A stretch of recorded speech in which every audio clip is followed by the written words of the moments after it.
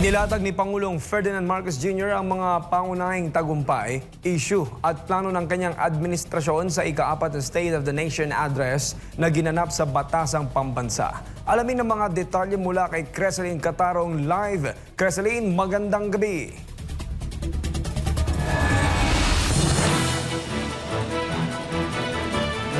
Kyle, magandang gabi. Bandang alas 3:30 ng hapon kanina nang lumapag ang sinakyang chopper ni Pangulong Ferdinand Marcos Jr. sa Batasang Pambansa para sa kanyang ika-4 na State of the Nation Address. Inilahad ng Pangulo sa mga Pilipino ang mga nagawa at plano pang gawin ng kanyang administrasyon. Iba't ibang agenda ang natalakay ni Pangulong Ferdinand Marcos Jr. sa kanyang ika-4 na State of the Nation Address na ginanap sa Batasang Pambansa sa Quezon City. Unang nabanggit ni Pangulong Marcos ang tungkol sa resulta ng halalan kung saan amenado siyang nadismaya ang mga Pilipino sa pamahalaan, lalo na sa mga pangunahing serbisyo nito. Kaugnay nito nangako si PBBM na magdaragdag ng trabaho para sa mga Pilipino. Sinabi niyang magpupursige ang DOLE, DSWD, DTI, DOT at mga kaugnay na ahensya sa paghanap ng paraan at mga oportunidad para sa natitirang 4% ng pwersang manggagawa na hanggang ngayon ay walang trabaho. Palalaguin din ng gobyerno ang mga industriya tulad ng mga pabrika ng sasakyan, hulmahan, electronics, critical minerals, telang Pinoy, construction at mga planta ng kuryente. Nabanggit din ni Marcos Jr. ang tungkol sa pangakong 20 pesos na kilong bigas na nagiging realidad na raw. At dahil sa ilalaang 113 bilyong piso upang palakasin ang mga programa ng DA, ilulunsad na ng pamahalaan ito sa buong bansa sa pamamagitan ng daan-daang kadiwa store at center sa iba't ibang lokal na pamahalaan. Kasabay nito binalaan ng punong ehekutibo ang mga trader na magtatangkang magmanipula ng presyo o manloko ng mga magsasaka na hahabulin at papanagutin ang mga ito. Ito raw kasi ang itinuturing na economic sabotage. Bilang pangunahing solusyon sa mataas na presyo ng baboy, pinalalakas na raw ang lokal na produksyon nito. At upang lubos na pababain ang presyo ng karne, nagsimula ng magbakuna laban sa ASF at palalawigin pa ito. Dagdag pa ni Marcos Jr., mahigit 8.2 milyong magsasaka at mangingisda ang nakatanggap ng tulong. Libo-libong kilometro naman ang farm-to-market road ang ginawa na at libo-libong kilometro pa ang pinapasinayaan. Habang libo-libong ektarya ng lupa ay nalagyan na ng patubig sa buong bansa. Tungkol naman sa coconut industry, upang lubos na pasiglahin ang industriya nito, hihilingi ng administrasyon sa Kongreso na amyendahan ang Coconut Farmers and Industry Trust Fund Act para maging mas angkop sa mga pangangailangan ng mga magsasaka.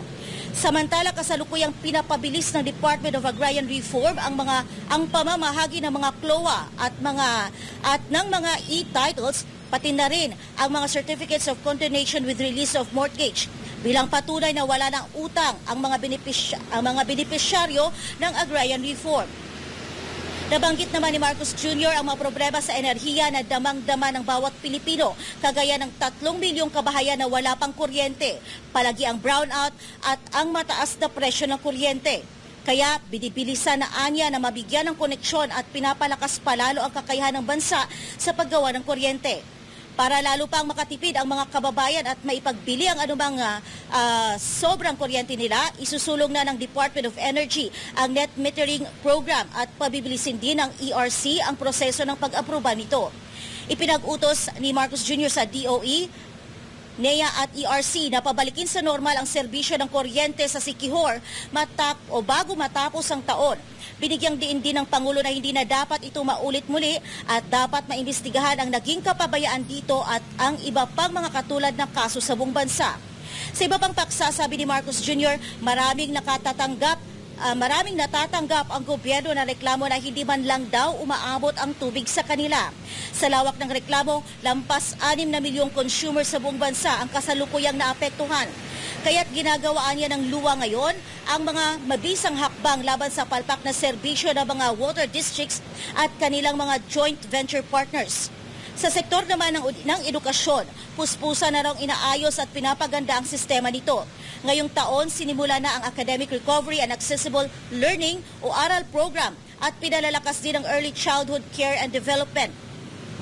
Binabantayan din ng pamahalaan ang mental health ng mga kabataan kasunod ng maraming mag-aaral ang nakararanas ng bullying o kaya'y nade-depress. Bilang tugon, magdaragdag ang gobyerno ng mga school counselors na magsisilbing sanggunian at gabay nila. naglaan ng 1 bilyon para makapagtayo ng mahigit 300 barangay child development centers at bulilit centers sa buong bansa. Samantala, nagdagdag na ang pamahalaan ng 60,000 teaching item at nakapagbigay pa ng trabaho para sa mga lisensyadong guro. Mas pinalawak na rin daw ang libreng wifi sa buong bansa upang mas marami pang Pilipino ang magkaroon ng koneksyon sa internet na magagamit para sa pag-aaral at pagtatrabaho. Sambit pa ng Pangulo, walang humpay na rin ipinapatupad ang mga programa sa pagsugpo sa kahirapan at patungkol sa kalusugan at nutrisyon ng mamamayan. Tuloy-tuloy pa rin ang programang 4Ps. Hangad din na amyandahan ang batas ng 4Ps upang matiyak na talagang sapat ang panahon para maitaguyod ang kanilang paghihirap. Mula nang nagsimula ang administrasyon, mahigit 5 milyong kabahayan ang nagbenepisyo sa conditional cash grant ng 4Ps. Sa kabilang dako, magbubuhos ang gobyerno ng todo suporta sa mga plano at mga atleta sa buong bansa. Inihalimbawa ng puno ehekutibo rito ang palarong pambansa at ang Batang Pinoy Games na gaganapin sa General Santos City ngayong Oktubre. Sa loob ng 3 taon, pinarami na rin daw ang mga pampublikong ospital at specialty centers. Nariyan na rin daw ang 53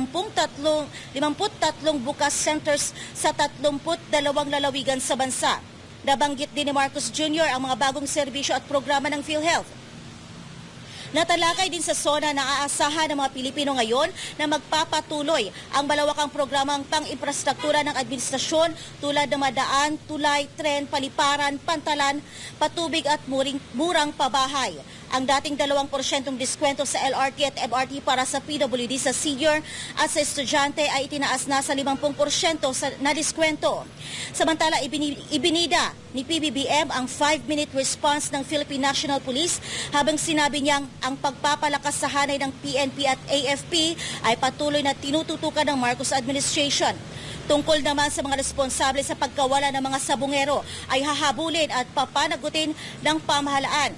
Sinabi niya na walang kikilalanin ang batas, mayaman man o malakas ang mga nasilikod ng pagkawala ng mga sabungero. Ipinangako ng Pangulo na sisiguruhin ng pamahalaan na wala ng grupo na gerilya na muling mabubuo. Tungkol naman sa pambansang pondo, hindi raw aaprubahan ni Marcos Jr. ang mga lalamaning probisyon ng 2026 national budget na hindi nakalinya sa plano ng gobyerno para sa mga Pilipino. Naibahagi rin ng Pangulo ang proyektong eGov app, ang pinagsama-samang serbisyo sa isang mobile app. Sa issue naman ng foreign policy ng Pilipinas, sinabi niya na ang friend to all and enemy to none ay mananatili at magiging tema ng hosting ng Pilipinas sa ASEAN Summit 2026. Samantala, pinatitiyak ni Marcos Jr. sa LTO na hindi na mauulit ang backlog sa paglalabas ng plaka at mailalabas ang rehistro sa itinakdang panahon. Ibinida rin ng punong ehekutibo ang mga nasamsam na iligal na droga na umabot sa higit 83 billion pesos. Sa usapin naman ng mga flood control projects na nakalipas na 3 taon, pinasusubitin ni Pangulong Marcos Jr. sa DPWH at agad itong isa sa publiko ng gobyerno. Ang report kaugnay dito. Iginit naman niya na ang mga kumukuha ng pondo ng taong bayan ay dapat mahiya sa mga nasalanta ng bagyo at sa mga susunod na henerasyon ng mga Pilipino na magmamana ng utang ng bansa. Nanindigan si Marcos Jr. na hindi titigil ang kanyang administrasyon sa pagpapanagot sa mga opisyal ng gobyerno na rumakit at nasa likod ng mga depektibong flood control projects na naging sanhi ng pananalasa ng kalamidad sa libu-libong mamamayang Pilipino. Plano naman ng pamahalaan na magtayo ng mas maraming evacuation centers, sabay binigyang diin na hindi na dapat ginagamit bilang evacuation centers ang mga paaralan. Dahil iyan ang mga naging pangunahing punto sa ika-4 na State of the Nation address ng Pangulo. Ang talumpati ng Pangulo ay tumagal ng mahigit 1 oras. Para sa Diyos at sa mahal, balik sa iyo, Kyle. Alright, maraming salamat, Creseline Catarong, sa detalye ng iyong balita live.